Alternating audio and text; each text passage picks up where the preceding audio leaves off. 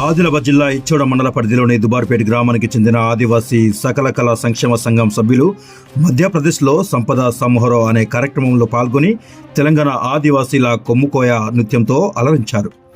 ఈ సందర్భంగా ప్రముఖ ఆదివాసీ కళాకారుడు ఆదివాసీ సకల కళా సంక్షేమ సంఘం డైరెక్టర్ కాత్లే శ్రీధర్ మాట్లాడుతూ, మధ్యప్రదేశ్ రాష్ట్రంలో గల పచ్చిమారి అనే పర్యాటక గ్రామంలో 3 రోజుల పాటు నిర్వహించిన సంపద సమారోహ్ అనే కార్యక్రమంలో తెలంగాణ రాష్ట్రం తరపున తమ బృందం కొమ్ముకోయ నృత్యాన్ని ప్రదర్శించడానికి చక్కని అవకాశం లభించిందని, తమ కొమ్ముకోయ నృత్యంతో అందరినీ అలరించి మెప్పించామని, చక్కని ప్రశంసలు పొందామన్నారు. మరియు ఇక్కడి పర్యాటక స్థలాలను సందర్శించి చక్కని అనుభూతిని పొందామని ఈ అవకాశాన్ని కల్పించిన డైరెక్టర్ డీర్ ధర్మేంద్ర పారే రాజీవ్ గారికి మరియు ప్రజలందరికీ ప్రత్యేక ధన్యవాదాలు తెలిపారు. ఈ సందర్భంగా కార్యదర్శి ఆనంద్ మాట్లాడుతూ, ఆది దేవుడైన ఆ పరమశివుడు కొలువై తీరిన పుణ్యక్షేత్రం చోర్గాడ్ పాండవుల క్షేత్రాలు మరెన్నో చక్కని పర్యాటక స్థలాలను వీక్షించి అనేక రాష్ట్రాల నుంచి వచ్చిన కళాకారులతో కలిసి నృత్యం చేయడం మాకు చాలా ఆనందంగా ఉందని అన్నారు.